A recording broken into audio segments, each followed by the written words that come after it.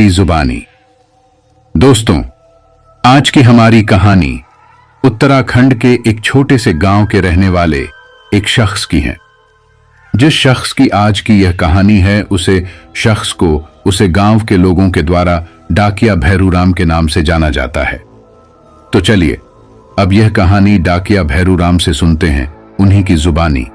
लेकिन कहानी को शुरू करने से पहले, जैसा कि मैं आप लोगों से हमेशा कहता हूं कि वैसे तो आप लोगों ने बहुत सी हॉरर कहानी सुनी होगी, लेकिन मुझे पूरी उम्मीद है कि आज की हमारी यह कहानी सुनकर आपको सच में डर का एहसास होने वाला है। बस मेरी आपसे इतनी गुजारिश है कि आप अगर इस कहानी को पूरा सुनेंगे तो आपको सच में बहुत ज्यादा मजा आने वाला है। साथ ही अगर आप पहली बार हमारे इस चैनल पर आए हैं तो चैनल को अभी सब्सक्राइब कर लीजिए। ऐसा करने से हमारी और आपकी नजदीकियां बढ़ जाएगी और आगे आने वाली वीडियो आप तक आसानी से पहुंच जाएगी। तो ज्यादा समय न लेते हुए जल्दी से अपनी कहानी को शुरू करते हैं। दोस्तों, मेरा नाम भैरूराम है और मैं उत्तराखंड के एक छोटे से गांव का रहने वाला हूं। मेरे नाम को सुनकर आप लोगों को मेरे पैसे के बारे में तो पता चल ही गया होगा। दरअसल गांव के लोग मुझे यूं ही डाकिया भैरूराम के नाम से नहीं जानते, बल्कि मैं सच में ही एक डाकिया हूं। यानी कि आज मुझे डाकिये का काम करते हुए कई साल हो गए हैं।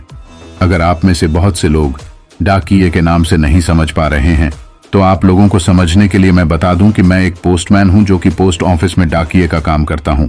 और इसी वजह से गांव के लोग मुझे डाकिये के नाम से जानते हैं, क्योंकि मैं अलग अलग लोगों के घर पर जाकर उनकी कहीं से जो डाक आती है वह डाक उन लोगों के घर पर पहुंचने का काम करता हूं। आज जो डरावनी कहानी मैं आप लोगों को सुनाने जा रहा हूं वह मेरे जीवन में घटी एक बहुत ही भयंकर और डरावनी घटना के बारे में है।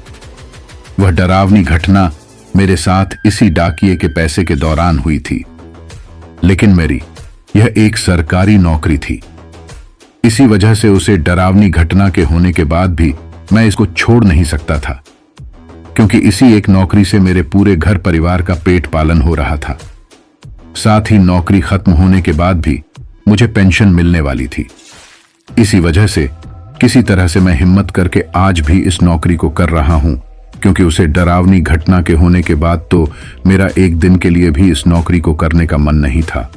लेकिन फिर मेरे पीछे जितने भी लोगों का इस नौकरी की वजह से पेट पाल रहा है, उन लोगों की सोचकर मैं रोजाना सुबह उठकर अपने आप को मौत के मुंह में ले जाता हूं। अब जब मैं आप लोगों से यह बात कह रहा हूं कि रोजाना अपने आप को मौत के मुंह में ले जाता हूं, तो मेरी यह बात सुनकर आप लोगों को काफी संभव हो रहा होगा कि आखिर में आप लोगों से ऐसा क्यों कह रहा हूं। तो मैं आपको बता दूं कि जब से मेरे साथ वह डरावनी घटना हुई थी, तब से लेकर आज तक जब भी मैं दिन ढलने के बाद अपने गांव की तरफ लौटता हूं, तो हर बार मुझे इस बात का एहसास होता है कि आज भी वह मेरे पीछे पीछे आ रही है।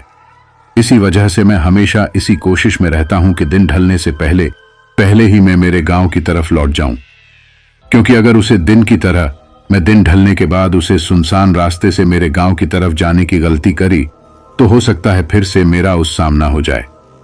अब आप लोग सो रहे होंगे कि मैं यहां पर किसकी बात कर रहा हूं और आखिर वह कौन है जिसका नाम लेने से भी मैं इतना ज्यादा कतरा रहा हूं।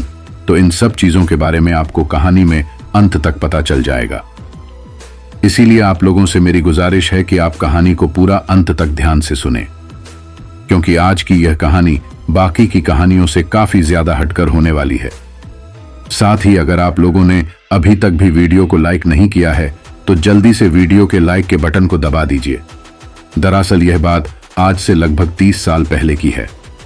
उसे वक्त में नया नया ही डाकिया बना था और पूरे गांव में मैं उन चुनिंदा लोगों में से था जिन लोगों के पास सरकारी नौकरी थी। आज की तरह ही उसे जमाने में भी सरकारी नौकरी करने वाले का गांव में काफी ज्यादा रुतबा हुआ करता था।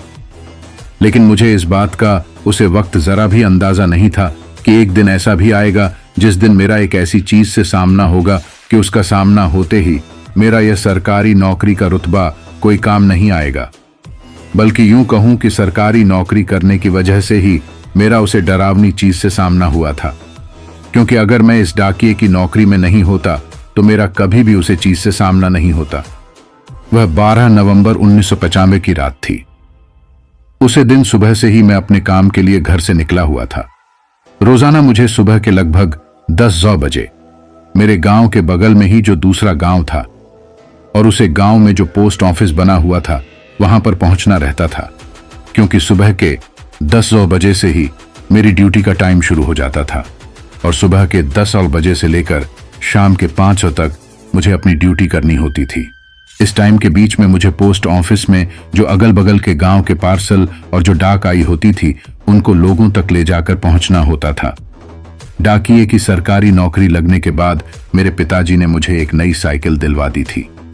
उसी साइकिल से मैं रोजाना अपनी ड्यूटी पर जाया करता था और अलग अलग गांव में जो डाक बांटने होती थी वह डाक बताकर आता था। अब जिस गांव में मैं रहता था वह गांव तो आबादी के मामले में काफी छोटा था, लेकिन हमारे उसे गांव के बगल में ही एक बड़ा सा गांव था जो कि किसी छोटे शहर की तरह था। इसी वजह से वहीं पर सरकार के द्वारा पोस्ट ऑफिस बनाया गया था और इस पोस्ट ऑफिस से आसपास के लगभग 10 से 15 गांव में डाक बांटने का काम किया जाता था। उसे पोस्ट ऑफिस में उसे वक्त मेरी तरह के ही लगभग 5 से करते थे और उन्हें में से मैं भी एक था। लेकिन जो बाकी के डाकिये थे उसे सभी डाकिये पुराने थे, यानी कि उनको वहां पर नौकरी करते हुए काफी लंबा समय हो गया था। उन सभी में मैं सबसे ज्यादा जवान था। इसी वजह से काम करने की मेरे में काफी ज्यादा फुर्ती रहती थी। लेकिन जब कभी भी थोड़ा काम रहता था और फुर्सत में मैं उन लोगों के साथ बैठता था तो वह अगल बगल के गांव की ऐसी ऐसी कहानी बताते थे कि उन कहानियों को सुनकर मेरे कान खड़े हो जाते थे। एक बार उन लोगों ने मुझे बताया कि तुम जिस गांव से आते हो उसे गांव में जाने के लिए जो रास्ता है वह भी दिन ढलने के बाद काफी ज्यादा सुनसान हो जाता है। एक बार उनमें से ही किसी डाकिया ने शाम होने के बाद भी अपना काम खत्म करने के चक्कर में उसे गांव में जाकर डाक बांटने की सोच ली थी और जब वह उसे गांव में डाक बांटने के लिए जा रहा था तो हमारे गांव का जो रास्ता था, जो कि उसे बड़े से हाईवे वाली सड़क से होकर गांव की तरफ आता था, वह बीच में काफी ज्यादा सुनसान पड़ता था। वह रास्ता काफी ज्यादा ऊबड़ खबर भी था और उसे रास्ते के दोनों तरफ लंबे लंबे और खाली पड़े सुनसान खेत थे, जिनमें दिन के वक्त तो गांव के लोग काम किया करते थे, लेकिन ढलने से पहले पहले ही सभी लोग अपने अपने घरों में खेतों में लौट आते थे और अंधेरा होते ही वह खेत दूर से देखने पर काफी ज्यादा डरावने दिखाई देते थे। साथ ही उसे रास्ते के दोनों तरफ काफी ऊंचे ऊंचे और लंबे लंबे पेड़ थे। उन पेड़ों को जब दूर से कोई देखता था तो ऐसा लगता था कि जैसे वह पेड़ रात के वक्त उसे रास्ते की रखवाली कर रहे हो, लेकिन देखने में वह काफी ज्यादा डरावने लगते थे। उसी रास्ते के बारे में मुझे मेरे साथ काम करने वाले वह बाकी के डाकिये बताते हैं कि तुम कभी भी दिन ढलने के बाद अपने गांव में जाने की गलती मत करना और हमेशा दिन ढलने से पहले ही अपने घर पर लौट जाना, क्योंकि एक बार हमारे साथ ही वहां पर ऐसी घटना हुई थी कि उसे घटना के होने के बाद हम कभी भी दिन ढलने के बाद तुम्हारे गांव की तरफ नहीं जाते हैं।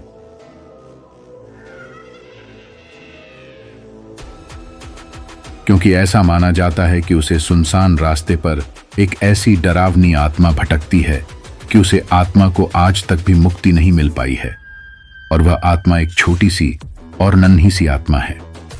पता नहीं अब तो उसने कौन सा रूप ले लिया है, लेकिन जिस वक्त हम लोगों का उसे चीज से सामना हुआ था उसे वक्त वह दिखने में किसी छोटी बच्ची की तरह थी और गांव के लोगों का भी ऐसा मानना है कि आज भी उसे रास्ते पर उसे नन्ही डायन की आत्मा भटकती है।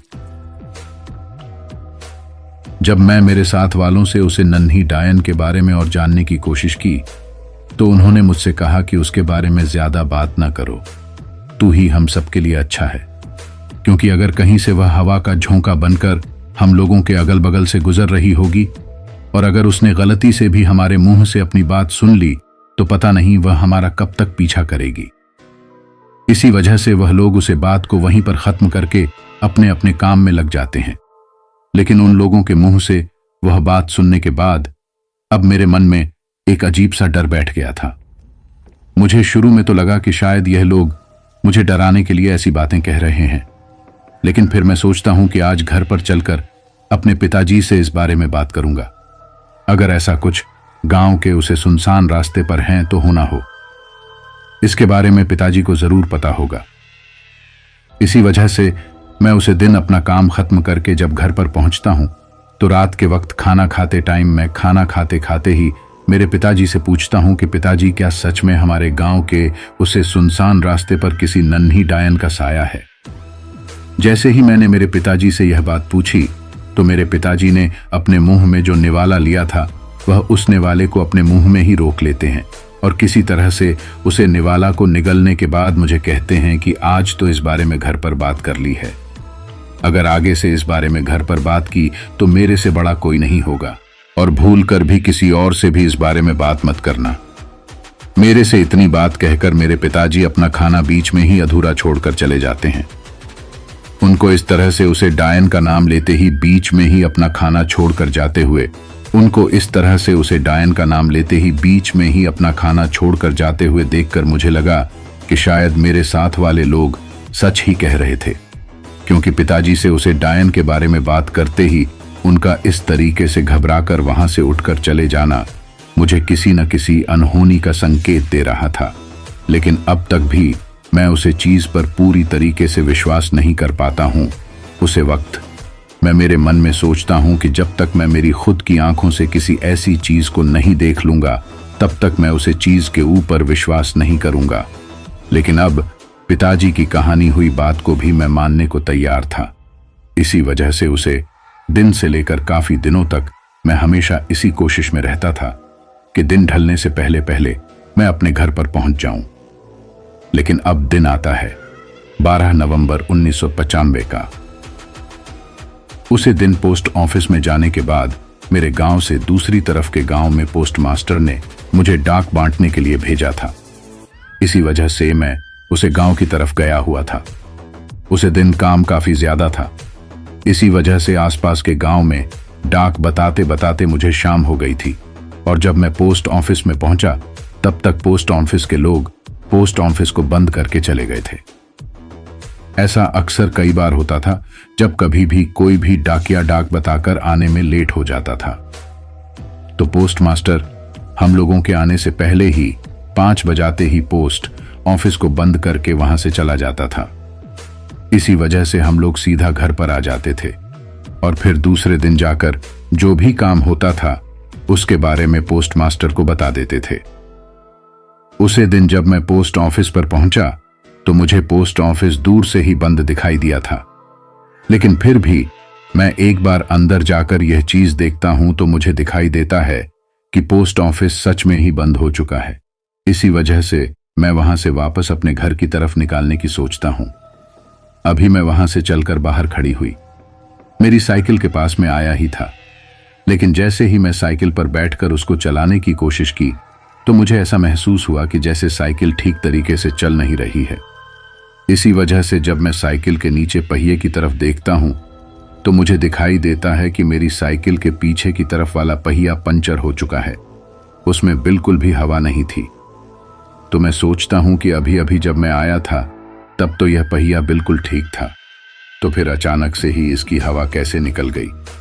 अब क्योंकि सर्दियों का समय था इसी वजह से धीरे धीरे दिन ढलने के साथ साथ अंधेरा होने लगा था, लेकिन उसे गांव से मेरे गांव तक साइकिल से आने में ही मुझे लगभग आधे घंटे का समय लग जाता था। लेकिन आज तो साइकिल पंचर हो चुकी थी। ऐसे में मुझे अच्छी तरीके से इस बात का अंदाजा हो गया था कि आज तो जब मैं घर पर पहुंचूंगा तो घर तक पहुंचते पहुंचते मुझे रात हो जाएगी, क्योंकि उसे वक्त तक भी शाम के लगभग 6 बज चुके थे और चारों तरफ धीरे धीरे पूरी तरीके से अंधेरे ने अपना कर जमा लिया था। ऐसे में मुझे इस बात का भी पूरी तरीके से यकीन था कि रास्ते में मुझे कहीं पर भी किसी पंचर निकालने वाले की दुकान खुली हुई नहीं मिलने वाली और आज मुझे ऐसे ही पैदल ही साइकिल को घसीटते हुए अपने घर तक लेकर जाना है। अब क्योंकि मेरे पास पैदल जाने के अलावा अब और कोई दूसरा रास्ता नहीं था, इसी वजह से मैं बिना कुछ सोच समझ ही वहां से अपने गांव की तरफ पैदल ही निकाल लेता हूं।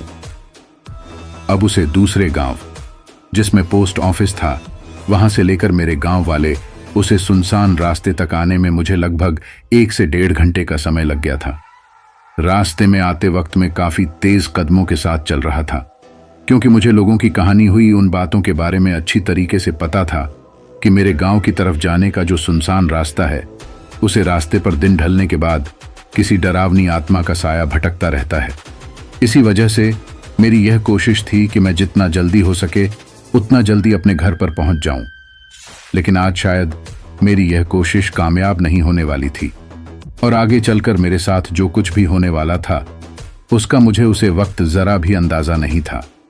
मुझे उसे वक्त इस बात का बिल्कुल भी होश नहीं था कि आज मैं दिन ढलने के बाद और इतनी रात को मेरे गांव की तरफ जाने की कितनी बड़ी गलती कर रहा हूं।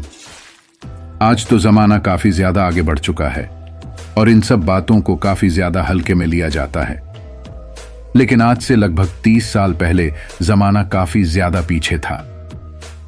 इन सब बातों को लोगों के द्वारा काफी ज्यादा माना जाता था।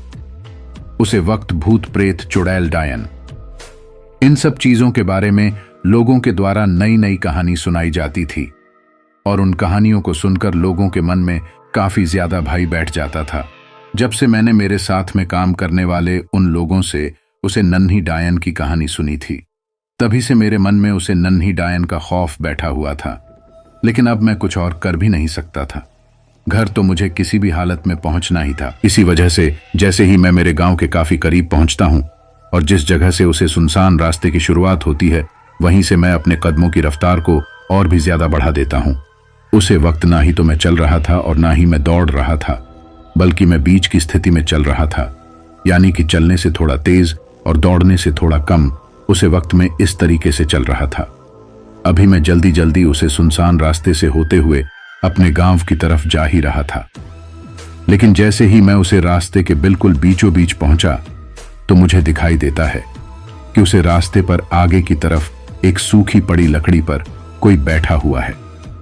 जैसे ही मुझे इस बात का आभास होता है कि आगे उसे सूखी पड़ी हुई लकड़ी पर कोई बैठा हुआ है, तो यह आभास होते ही मेरे कदम अपनी चाल को धीमा कर देते हैं और मैं धीरे धीरे आगे की तरफ बढ़ने लगता। लेकिन उसे वक्त नवंबर का महीना होने की वजह से सर्दियां काफी ज्यादा पड़ रही थीं और रात होते ही कोहरा होना भी शुरू हो जाता था। इसी वजह से उसे वक्त मेरी आंखों के सामने भी वहां पर काफी ज्यादा कोहरा हो रखा था, और उसे कोहरे के कारण ही मुझे आगे जो कोई भी बैठा हुआ था वह ठीक तरीके से साफ साफ दिखाई नहीं दे रहा था। अब जब मुझे वह ठीक तरीके से साफ साफ दिखाई नहीं दे रहा था, तो ठीक तरीके से ना दिखाने से पहले मैं उसके बारे में कोई भी अंदाजा नहीं लग सकता था कि आगे की तरफ जो कोई भी बैठा हुआ है वह कौन है। इसी वजह से मैं अपने मन की शंका को दूर करने के लिए धीरे धीरे अपने कदमों को आगे की तरफ बढ़ने लगता हूं, क्योंकि उसे वक्त मुझे यह जानना था कि आखिर इतनी रात को इस सुनसान रास्ते पर कौन बैठा हुआ है। अभी मैं जैसे जैसे आगे की तरफ चला जा रहा था, वैसे वैसे ही जो कोई भी उसे जगह पर बैठा हुआ था उसकी छवि मेरी आंखों के सामने धीरे धीरे साफ होने लगी थी। जैसे जैसे मैं आगे जाता गया तो मुझे समझ में आता है कि उसे सूखी लकड़ी पर एक छोटी सी लड़की बैठी हुई है, जिसने अपने हाथ में गब्बर का एक बंडल ले रखा। इसे बेशाव में के और आती की ऐसी वह उसे लकड़ी पर बैठी बैठी उसी रास्ते की तरफ तक रही है जिस रास्ते पर उसे वक्त में चला जा रहा था। दूर से देखने पर मुझे उसकी शक्ल काफी ज्यादा मासूम दिखाई देती है। उसे वक्त मुझे वह काफी ज्यादा उदास भी लग रही थी। उसकी उसे उदास शक्ल को देखकर मुझे उसके ऊपर काफी ज्यादा दया आ जाती है।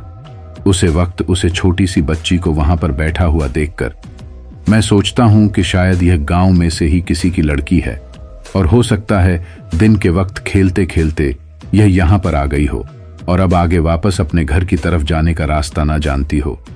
इसी वजह से यहां पर बैठी बैठी गांव की तरफ किसी के जाने का इंतजार कर रही हूं। इसी वजह से मैं धीरे धीरे अपनी साइकिल को उसके पास लेकर जाता हूं और उसके पास रखकर उससे पूछता हूं कि अरे बेटा, तुम अकेली यहां पर क्यों बैठी हुई हो और तुम्हारा घर कहां है? अगर तुम्हें कहीं जाना है तो मैं तुम्हें छोड़ देता हूं। लेकिन मेरे इतना सब कुछ बोलने के बावजूद भी वह ना ही तो मेरी तरफ देखते हैं और ना ही मेरी किसी भी बात का जवाब देती हैं। उसको इस तरीके का बर्ताव करते हुए देखकर मुझे लगा कि शायद यह किसी अनजान आदमी को अपने से बात करता हुआ देखकर उससे बात नहीं करना चाह रही है। क्योंकि अक्सर माँ बाप अपने बच्चों को यही सिखाते हैं कि बेटा कभी भी किसी भी अनजान आदमी से ज्यादा बातें मत करना। लेकिन उसे वक्त मुझे उसकी उसे मासूम सी शक्ल पर काफी ज्यादा दया आ रही थी। इसी वजह से मैं अपनी साइकिल को उसी सुनसान से रास्ते पर स्टैंड के बल खड़ा करके थोड़ा रेस्ट के बगल में, जहां पर वह सूखी लकड़ी पर बैठी हुई थी, वहां उसके पास जाता हूं और उसके सामने नीचे जमीन पर बैठकर प्यार से उसका हाथ पकड़कर उसे पूछता हूं कि बेटा तुम्हें कहां जाना है और तुम्हारा घर कहां है। जैसे ही मैंने उसे यह बात पूछी तो वह मेरी नजरों से अपनी नजरें मिलती हैं और अपने एक हाथ से गांव की तरफ इशारा करती हैं। उसे वक्त उसने अपनी एक हाथ की छोटी सी नन्ही सी उंगली से मुझे गांव के अंदर की तरफ जाने के लिए इशारा किया था, लेकिन उसने उसे वक्त सिर्फ इशारा ही किया था, अपने मुंह से कुछ भी नहीं बोला था। इसी वजह से मैं उससे कहता हूं कि ठीक है बेटा, तुम मुझे बता देना कि गांव में तुम्हारा घर कौन सा है। इसी बीच मैंने उसे उसके माँ बाप के बारे में भी पूछने की कोशिश की कि तुम्हारे माँ बाप का क्या नाम है, लेकिन वह इससे आगे मेरी किसी भी बात का जवाब नहीं देती है और चुपचाप इस तरीके से वहां पर बैठे रहती हैं। फिर मैं उससे कहता हूं कि ठीक है, तुम मेरे साथ चलो और गांव के अंदर जाने के बाद जो भी तुम्हारा घर आए उसके बारे में मुझे बता देना। मेरे ऐसा कहने पर वह अपनी गर्दन को हाँ में हिलते हैं और फिर उसके बाद मैं उसको अपने साथ गांव की तरफ ले जाने लगता हूं। लेकिन थोड़ी ही दूर आगे चलने के बाद वह अचानक से ही रुक जाती है। जब मैं उसे इस तरह से अचानक से रुकने का कारण पूछता हूं तो वह कुछ भी नहीं बोलता है और चुपचाप वहीं पर खड़ी रहती हैं। उसे वक्त मुझे लगा कि शायद इसको पैदल चलने की आदत नहीं है। पैदल चलते चलते इसके पैर दर्द करने लगे हैं। इसी वजह से मैं उसको अपनी गोद में उठाकर साइकिल के पीछे की तरफ जो बैठने का था उसके ऊपर बिठा देता हूं, क्योंकि उसे वक्त में सोचता हूं कि इस नन्ही सी लड़की में कितना ही वजन होगा। हालांकि उसे वक्त मेरी साइकिल का पीछे वाला पहिया पंचर था, लेकिन फिर भी मैं उसकी खुशी के लिए उसको मेरी साइकिल पर बैठा देता हूं और फिर अपने दोनों हाथों से आगे की तरफ मुंह करके धीरे धीरे अपनी साइकिल को चलने लगता हूं। अब उसे सुनसान रास्ते पर इतना ज्यादा सन्नाटा छाया हुआ था कि उसे वक्त रास्ते में चलते वक्त मुझे मेरी साइकिल के घूमते हुए पहिए की चर्चा की आवाज ही सुनाई दे रही थी। साथ ही उसे सुनसान रास्ते पर मेरी टूटी फूटी चप्पलों के साथ घिसते हुए मेरे कदमों की आवाज मुझे आ रही थी। इन दो आवाजों के अलावा मुझे आसपास के इलाके में कहीं भी कुछ भी सुनाई नहीं दे रहा था। अभी गांव भी काफी ज्यादा दूर था, यानी कि गांव में पहुंचने में मुझे लगभग 15 से 20 मिनट का समय और लगने वाला था। लेकिन धीरे धीरे मुझे ऐसा महसूस होता है कि मेरे साथ कुछ ठीक नहीं हो रहा है, क्योंकि जैसे जैसे मैं उसे साइकिल को धक्का मारते हुए उसे छोटी सी लड़की को साइकिल के पीछे की तरफ बैठकर आगे की तरफ चला जा रहा था, वैसे ही धीरे धीरे मुझे ऐसा एहसास हो रहा था कि जैसे साइकिल पर धीरे धीरे वजन बढ़ता जा रहा है। यानी कि साइकिल चलाते वक्त जब शुरू में मैंने उसे लड़की को अपनी साइकिल पर बैठाया था, उसे वक्त तो मुझे साइकिल को धक्का मारने में ज्यादा जोर नहीं लगाना पड़ रहा था, लेकिन धीरे धीरे जैसे जैसे मैं गांव की तरफ चला जा रहा था वैसे वैसे मुझे ऐसा महसूस हो रहा था कि जैसे साइकिल पर पीछे की तरफ काफी ज्यादा वजन आ गया हूं। लेकिन उसे वक्त में बिल्कुल भी पीछे की तरफ मुड़कर यह नहीं देखता हूं कि आखिर साइकिल पर इतना ज्यादा वजन किस वजह से आ रहा है। उसे वक्त पता नहीं मुझे क्या हुआ था कि मैं पीछे मुड़कर क्यों नहीं देखा। मैं सिर्फ सीधा आगे ही चला जा रहा था। लेकिन जब चलते चलते साइकिल पर वजन इतना ज्यादा बढ़ गया कि मुझे उसको धक्का ही नहीं दिया गया, तो फिर मैंने अचानक से ही पीछे की तरफ मुड़कर यह देखना चाहा कि आखिर साइकिल पर इतना वजन कहां से आ गया है कि मेरे इतना ज्यादा ताकत लगाकर धक्का लगाने के बावजूद भी वह चल नहीं रही है। जैसे ही मैं इस चीज को देखने के लिए अपनी गर्दन को पीछे की तरफ घुमाया तो पीछे का नजारा देखते ही मेरी आंखें फटी की फटी रह गईं और मैं पूरा हक्का बक्का रह गया। मेरे पूरे बदन से अचानक से ही डर के मारे पसीना आने लगा और जिन दोनों हाथों से मैंने उसे साइकिल को पकड़ रखा था, वह दोनों हाथ और मेरे पर बुरी तरीके से कांपने लगे। उसे वक्त में इस तरीके से हिल रहा था जैसे मुझे कोई बिजली का करंट लग रहा हूं, क्योंकि जैसे ही मैं पीछे की तरफ मुड़कर देखा तो मुझे दिखाई देता है कि उसे वक्त मेरी साइकिल पर कोई छोटी सी नन्ही सी लड़की नहीं बल्कि एक बड़ी सी औरत बैठी हुई है, जिसने की एक लाल रंग की साड़ी पहन रखी थी और वह पूरी तरीके से एक दुल्हन के कपड़ों में थी। लेकिन अब आप लोग सो रहे होंगे कि सिर्फ एक लड़की को दुल्हन के कपड़ों में देखकर ही मैं इतना ज्यादा क्यों डर गया था। तो मैं आप लोगों को बता दूं कि मेरे डरने की सबसे पहले वजह तो यह थी कि मुझे अब वह नन्ही सी लड़की कहीं पर भी दिखाई नहीं दे रही थी। साथ ही जो औरत उसे वक्त मेरी साइकिल पर बैठी हुई थी, उसे औरत को जैसे ही मैंने देखा, यानी कि जैसे ही मैंने अपनी गर्दन को पीछे की तरफ घुमाया, तो मुझे दिखाई देता है कि दुल्हन के वश में होने के साथ साथ ही उसे औरत का चेहरा इतना ज्यादा डरावना दिखाई दे रहा था कि उसे चेहरे को देखते ही मेरी जीभ एक जगह पर ही चिपक गई और मैं चाहकर भी अपने मुंह से कुछ नहीं बोल पा रहा था, क्योंकि उसे वक्त मुझे दिखाई देता है कि उसे औरत का चेहरा पूरी तरीके से खून से सुना हुआ है। साथ ही उसके चेहरे से जगह जगह से खून की बूंदें टपक रही हैं और उसकी जो आंखें थी वह पूरी तरीके से सफेद थीं, जो कि रात के उसे घने अंधेरे में मुझे इतनी ज्यादा डरावनी लग रही थी कि इस वक्त मैं आप लोगों को उसे बात को शब्दों में पिरोकर भी नहीं बता सकता। साथ ही उसके सिर के बाल काफी ज्यादा लंबे लंबे और घुंघराले बाल थे, पर जैसे ही मैं पीछे की तरफ मुड़कर उसकी ओर देखा तो मुझको अपनी तरफ देखा हुआ देखकर वह अजीब तरीके से मुस्कुराती हैं। अब जैसे ही वह मुस्कुराती हैं तो उसका मुंह खुलता है और जैसे ही उसका मुंह खुलता है तो मुझे दिखाई देता है कि उसके मुंह के अंदर काफी लंबे लंबे दांत हैं और उसके मुंह का जबड़ा पूरी तरीके से खून की लार से बना हुआ है। अपने आप को इतनी डरावनी चीज के इतना ज्यादा करीब पाकर मुझे मेरे पिताजी की कहानी हुई और मेरे साथ में उसे पोस्ट ऑफिस में काम करने वाले बाकी के डाकियों की कही हुई वह बात याद आने लगती है और मुझे इस बात का पूरी तरीके से यकीन हो जाता है कि वह लोग सच्ची ही कह रहे थे। शायद आज यह वही डरावनी आत्मा है जिसके बारे में उन लोगों ने मुझे कहानी सुनाई थी। उसे वक्त में इतनी बुरी तरीके से कांपने लगता हूं कि मेरे मुंह से बिल्कुल भी आवाज नहीं निकल रही थी, लेकिन अब मैं डर के मारे उसे साइकिल को अपने दोनों हाथों से छोड़ दिया था। जैसे ही मैंने उसे साइकिल को अपने दोनों हाथों से छोड़ा तो साइकिल नीचे उसे टूटे फूटे और सुनसान रास्ते पर गिर जाती है। लेकिन साइकिल तो गिर जाती है, पर वह औरत नहीं गिरती है। वह तो साइकिल के गिरने के साथ ही उछलकर वहीं पर खड़ी हो जाती हैं और अजीब तरीके से मुस्कुराने लगती हैं। लेकिन इससे पहले कि मैं उसको कुछ का पता, वह अपने हाथ को पीछे की तरफ करके एक लिफाफा निकलती है और उसे लिफाफे को मेरी तरफ करते हुए मुझसे कहती हैं कि डाकिया बाबू, क्या हमारा संदेश भी तुम गांव के लोगों तक पहुंचा दोगे? तो उसे वक्त में डर के मारे सिर्फ अपना सर ही हमें दिला पाता हूं। जैसे ही मैंने अपना सिर हाँ में हिलाया तो वह उसे लिफाफे को मेरे एक हाथ में थमा देती है। लेकिन जैसे ही उसने दूसरे हाथ से मेरे हाथ को पकड़ा तो उसे वक्त मुझे उसका स्पर्श इतना ज्यादा रुका हुआ महसूस हो रहा था कि मुझे ऐसा लग रहा था कि जैसे किसी मरी हुई और निर्जीव वस्तु से मेरा हाथ चुरा हो। उसे हाथ को पकड़कर उसने उसमें वह लिफाफा थमा दिया। लेकिन जैसे ही मैं वह लिफाफा लेकर डर के मारे अपने कदमों को गांव की तरफ बढ़ने लगा तो वह मुझसे कहती हैं कि जा कहां रहे हो, जाते जाते मेरी प्यास तो बुझा जाऊं। जैसे ही उसने मुझे यह बात कही तो मैं फिर से वहीं पर रुक जाता हूं।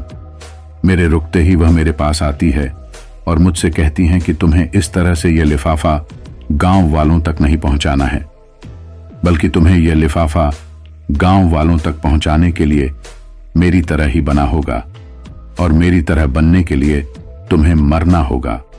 आज मैं तुम्हें मारकर तुम्हें भी बिल्कुल मेरी तरह ही बना दूंगी। मैं पिछले कई सालों से इस सुनसान रास्ते पर तुम्हारे तरह के ही किसी नौजवान इंसान का इंतजार कर रही थी, क्योंकि जब से मेरी आत्मा इस सुनसान रास्ते पर भटक रही है तब शुरू में तो मैं एक छोटी बच्ची हुआ करती थी, लेकिन समय के साथ साथ मैं बड़ी हो गई हूं और अब बाकी की लड़कियों की तरह ही मुझे भी शादी करनी है। आज मैं तुम्हें मारकर तुम्हारी आत्मा को हमेशा हमेशा के लिए अपना हमसफर बनकर अपने साथ ले जाऊंगी और करने के बाद ही तुम यह लिफाफा गांव वालों तक पहुंचा देना। मुझे यह बात कहकर वह वहां पर अजीब तरीके से किलकारियां मारकर हंसने लगते हैं। हंसते हंसते ही अचानक से वह अपने और भी ज्यादा विकराल और डरावने रूप में आ जाती है। फिर अचानक से उसने अपने एक पैर से मेरे दोनों पैरों पर इतनी तेज लात मारी कि उसके लात मारते ही मैं अचानक से ही उसे सुनसान रास्ते पर नीचे गिर गया। मेरे नीचे गिरते ही वह भी उछलकर मेरे सीने पर बैठ जाती है और मेरे सीने पर बैठने के बाद वह कुछ ऐसा करने लगते हैं कि उसे चीज को करता हुआ देखकर मुझे अपने आप से ही काफी ज्यादा शर्म आने लगती है।